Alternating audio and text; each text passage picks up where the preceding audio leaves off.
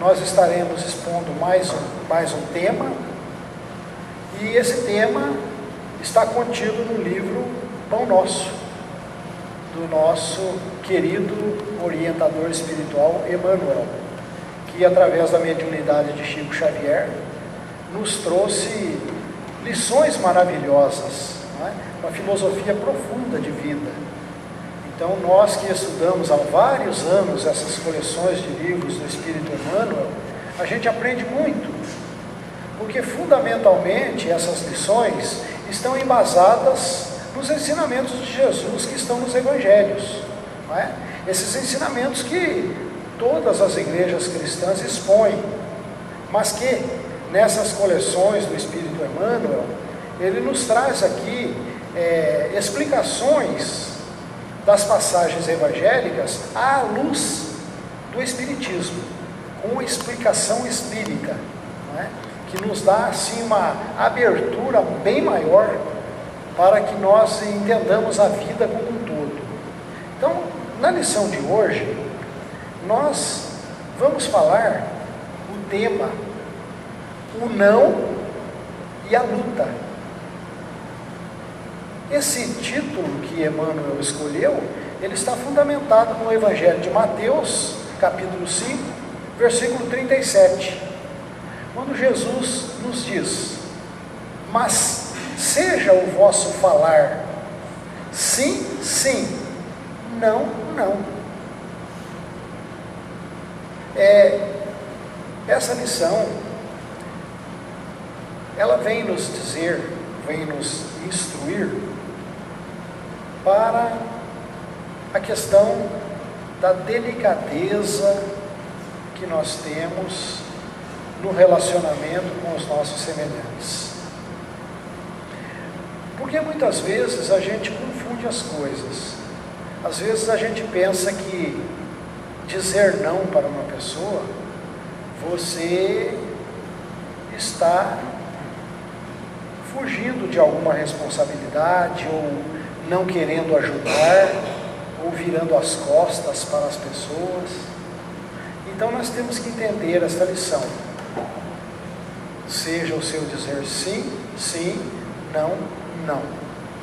Então Emmanuel, ele vai traçando para nós aqui várias situações que nós todos, no nosso relacionamento com os nossos semelhantes, e principalmente dentro do nosso lar, não é? Que nós devemos amar, nós devemos ajudar, atender às necessidades do nosso próximo. Mas isso é muito importante, mas que nós não confundamos isso com domínio e manipulação da liberdade de consciência das outras pessoas. Muitas vezes nós confundimos o amar, o servir, com tomar conta da vida do outro. Mesmo que às vezes a gente faça isso inconscientemente. Às vezes a gente nem faz por mal. Inconscientemente, às vezes naquele afã de ajudar, de amar, a gente acaba às vezes avançando os limites e atropelando o livre-arbítrio do nosso próximo. Às vezes acontece isso. Às vezes os pais, na educação dos filhos, acabam, ao invés de educar, às vezes os pais acabam dando tudo, como diz o ditado popular, né? Dando tudo de mão beijada para os filhos, sem que ensine os filhos a aprenderem, a lutarem, a buscarem por si mesmos, a compreenderem o valor da conquista pessoal. Então, às vezes, nós como pais, às vezes somos imaturos, e não somente como pais, né? Como todo aquele que participa de alguma sociedade humana, porque a primeira sociedade humana é o lar, mas nós também participamos das outras sociedades, não é? Que é o mundo social em que vivemos, né? É o campo profissional onde nós atuamos, o campo, vamos dizer, cultural, onde a gente está. e até no campo político e tantas outras situações onde nós convivemos. Então nós muitas vezes confundimos as coisas e avançamos o sinal, vamos dizer assim. Existe, por exemplo, nós temos o livre-arbítrio, aquilo que a gente sempre fala aqui, que a gente sempre comenta aqui na Casa Espírita. A todo ser humano, a lei universal, que nós chamamos de lei divina, a todo ser humano é concedida a liberdade, o chamado livre-arbítrio. Nos é dada a liberdade de pensarmos e agirmos de acordo com a nossa vontade, de acordo com aquilo que queremos. Mas nós temos que assumir as responsabilidades. Podemos, sim, escolher os caminhos que queremos. Então, muitas vezes na nossa ação, nessa liberdade que temos, a gente acaba avançando sobre a liberdade do nosso próximo. É muito comum as pessoas hoje se falarem em direitos, né?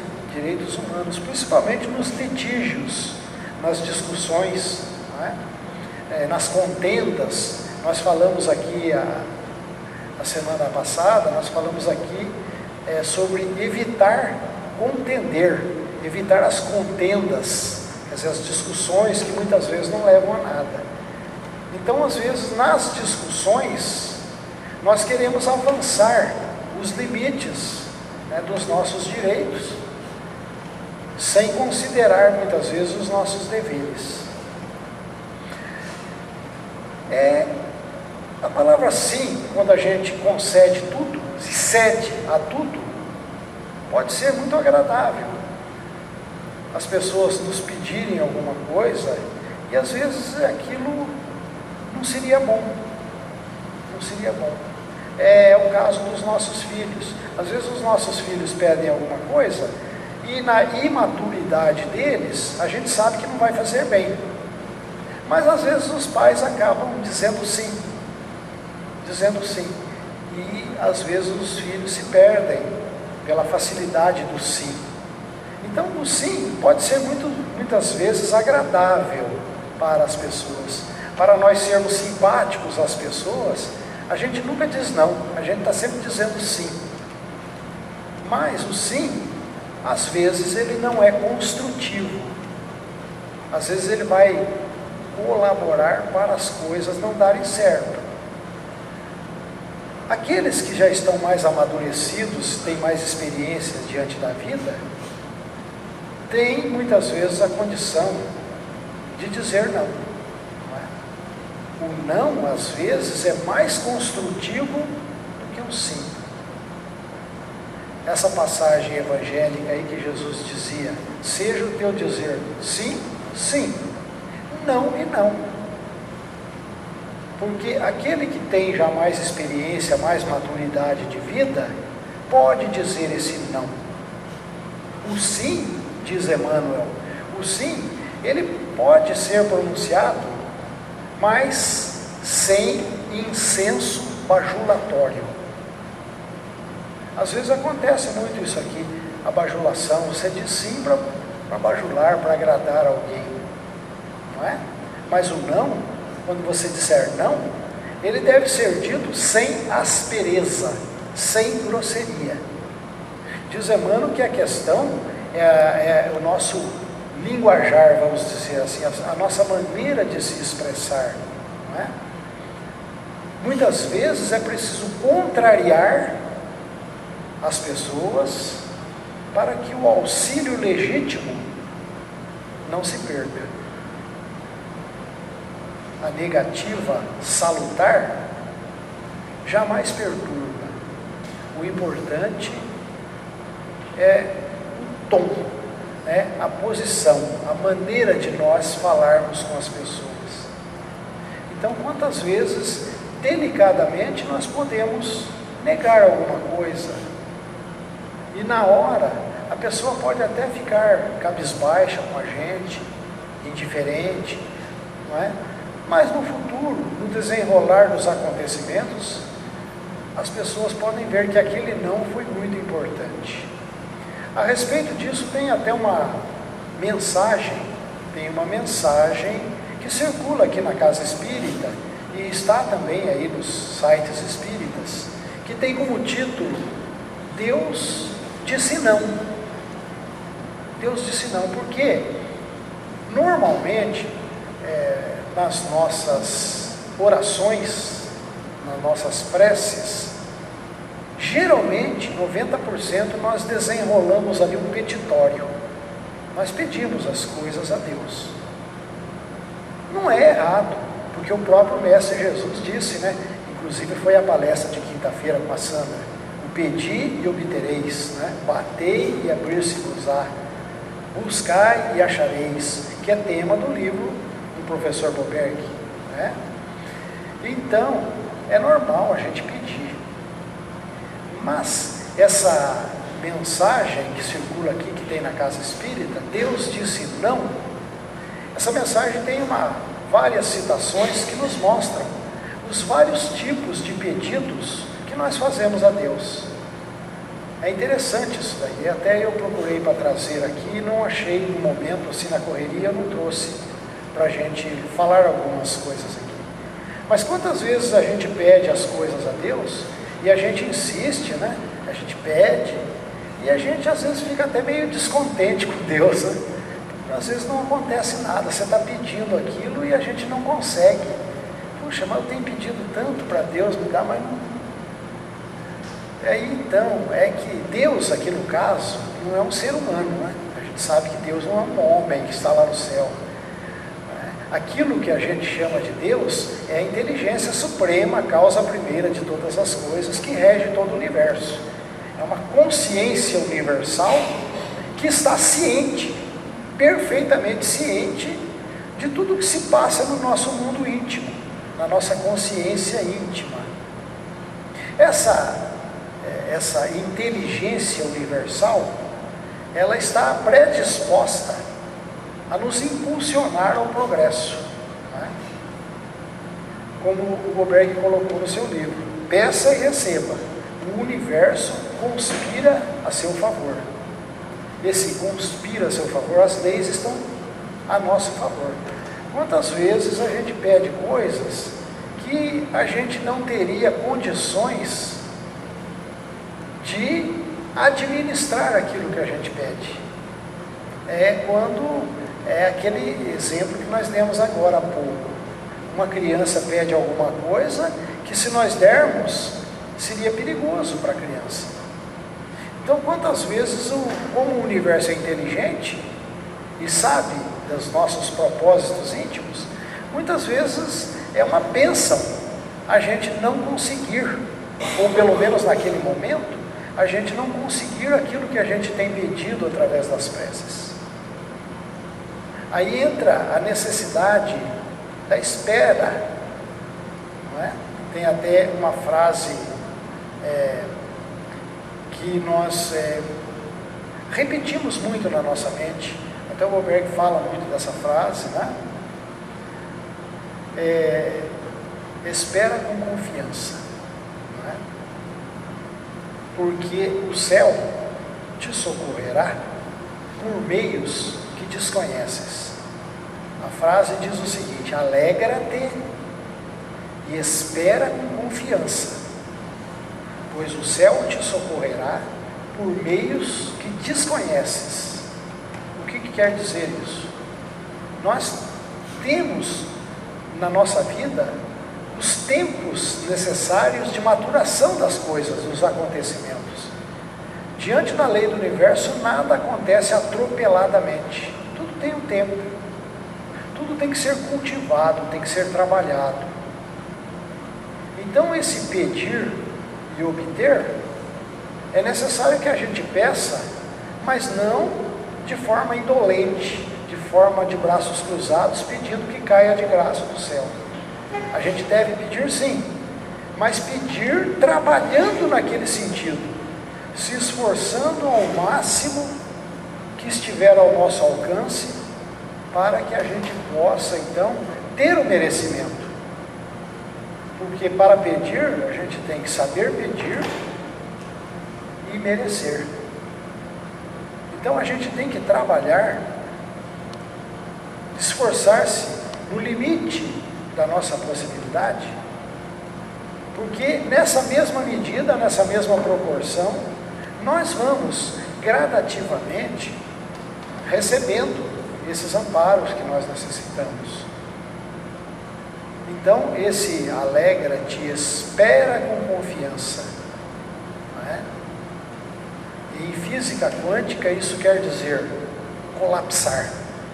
Física quântica diz que você vai pensando, você vai imaginando, você vai pedindo, você vai protocolando isso na lei do universo, pelas nossas vibrações mentais.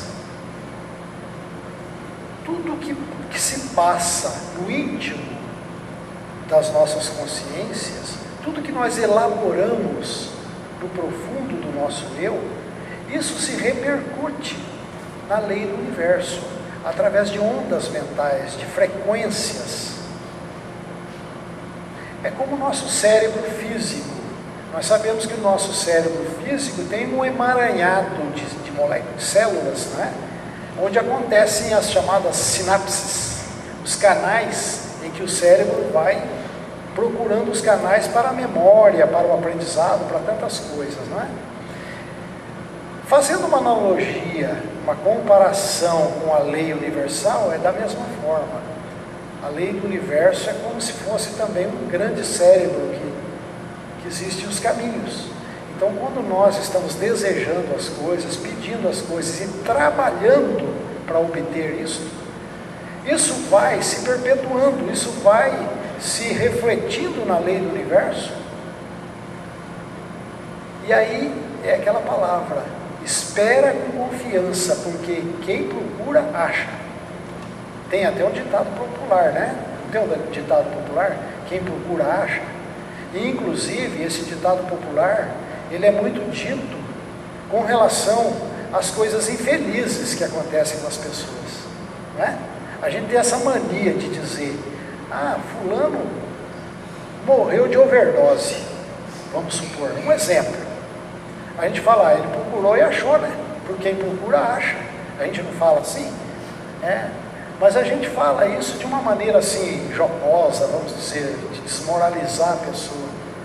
Mas a recíproca também é verdadeira. Quem procura, acha sim. Porque quem procura a retidão no caminho da vida, quem procura a honestidade, o trabalho, quem busca o amor, a fraternidade, quem busca os valores ensinados pelos grandes mestres da humanidade, esses ensinamentos que Jesus deixou para nós nos evangelhos, quem busca esses valores também vai achar, com certeza. E outra coisa, a gente também é muito imediatista, porque a gente tem em mente que a nossa vidinha é essa aqui agora. Esses 70, 80, 100 anos que a gente vive aqui, a gente acha que a vida é essa, né? Mas o Espiritismo é claro em nos dizer que a vida não é só esta aqui. Esses momentos em que estamos passando agora, atualmente, neste corpo físico atual que nós temos agora, é uma pequena etapa da sequência reencarnatória de milhares e milhares e milhares de anos que todos nós temos. Então, muitas vezes a gente é imediatista. Às vezes, numa reencarnação, a gente dá um passinho à frente. A gente sobe um degrauzinho na escala evolutiva. Mas a nossa evolução, ela é lenta, é longa, é infinita, mas ela nunca para, não é? O Espírito jamais retrocede, ele jamais retrograda, conforme nos ensina o Livro dos Espíritos. Uma vez adquirido as experiências, nós nunca, jamais as perdemos. Aquilo fica guardado na memória profunda do eu espiritual, como forma de experiências. Daí porque o que somos hoje, as facilidades que nós temos hoje, ou os dons, as tendências que nós temos hoje, são frutos das nossas construções anteriores, das nossas aquisições em centenas e milhares de experiências evolutivas. E da mesma forma, ainda os vícios, as más tendências que ainda temos, são resquícios do homem velho, resquícios daquilo que fomos no passado e que ainda não conseguimos domar, não conseguimos ainda domar as más inclinações que ainda temos, domar as más tendências. E o nosso trabalho, enquanto encarnados na Terra, o nosso objetivo maior é justamente isso, é nos melhorarmos, aproveitarmos a estadia aqui na encarnação como um aluno que se aplica na escola, um aluno que vai em busca do aprendizado, que pesquisa por conta própria, que se esforça. Esse é o papel de todos nós enquanto encarnados. Nós temos que nos vermos a nós mesmos como alunos, não é? Internados aqui agora no educandário chamado planeta Terra. Aqui estamos. Então é tão importante as nossas trocas de experiências. A vida em comunidade, a vida social, né? A lei de sociedade é uma lei natural. Vivermos em sociedade é uma lei natural, porque nós compartilhamos aprendizados, nós nos aperfeiçoamos na luta diária. Daí porque esse título aqui diz o não e a luta. Veja que essa palavra luta é a palavra-chave aqui, a palavra-chave, porque nós estando encarnados, todos nós aqui somos sabedores de que temos lutas, não temos? As nossas lutas familiares, as nossas lutas profissionais, a nossa luta pela sobrevivência, trabalhar para ganhar o nosso pão material de cada dia. Então é a nossa luta. As desarmonias que temos, naturais, não é? Porque cada um de nós é uma cabeça pensante, cada um de nós é um mundo em si. Então no nosso relacionamento, seja familiar, seja social, quantas vezes nós nos desarmonizamos, nós nos desentendemos uns com os outros. Então é uma luta. E quantas vezes nos nossos petitórios, através da prece, a gente pede para se livrar da luta, não é verdade? Se livrar da luta. Tem um autor, tem um livro muito profundo, que nós estudamos em grupo, inclusive o Merck cita nos seus livros, né? Que é um rabino judeu, profundo. Newton Ponder. Ele diz, num determinado momento lá do seu livro, que muitas vezes a gente quer se livrar da luta em troca do alívio imediato. Você quer trocar a tua ferramenta evolutiva, que é a luta, pelo alívio imediato. A gente fala nas orações, livrai-nos do mal, amém. A gente não fala isso? Livrai-nos do mal, amém. A prece dominical que todo mundo ora, né? Todo mundo reza. Livrai-nos do mal, amém. A gente considera mal tudo aquilo que é desagradável a nós. Mas esse mal aí, a gente coloca entre aspas essa palavra.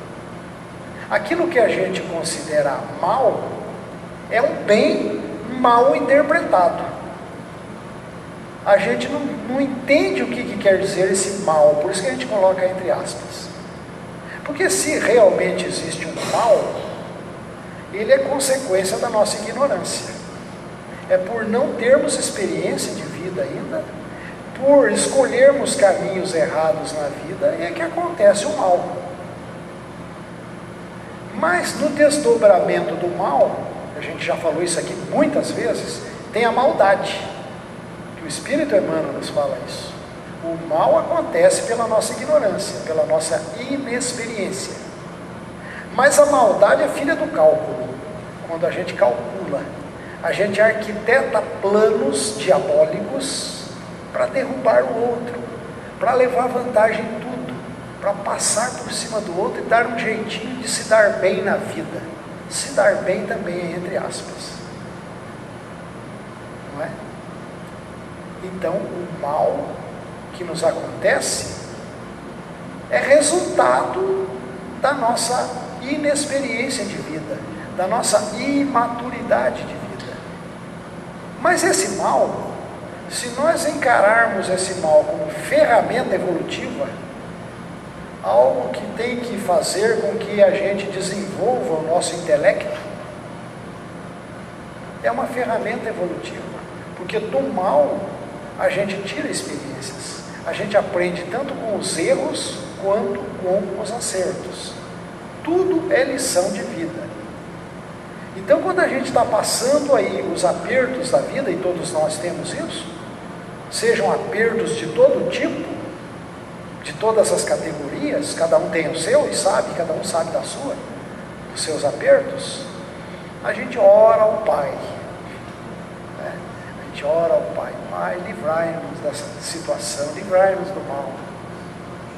Então o Newton Ponder está dizendo que muitas vezes você troca essa ferramenta evolutiva, que vai fazer com que você amadureça diante da vida, você quer trocar isso pelo alívio imediato, quer dizer, você quer abrir mão. E todos nós queremos mesmo, né? Nós queremos aliviar, porque a gente não compreende que a luta é assim. Por isso que o título do livro é O Não e a Luta. Então, quando às vezes a gente pede, e Deus disse não, é simbólico isso, né? Deus disse não. Deus não é um homem que está lá falando não para você. A lei não te concedeu ainda, por enquanto. Não que não vá conceder, vai conceder ao longo do tempo. Quando pelo entendimento da física quântica, lá na frente, quando colapsar, é quando você mereceu, quando você trabalhou, conquistou, construiu, projetou aquilo mentalmente, e aquilo foi no emaranhado da consciência cósmica universal, aquilo vai chegar um momento em que vai dar frutos, aquilo vai acontecer. Mas, como a gente disse antes, a gente é imediatista, a gente pede agora e quer que aconteça daqui a pouco, né? A gente quer que as coisas aconteçam daqui a pouco. Não é assim. A gente tem que ter méritos.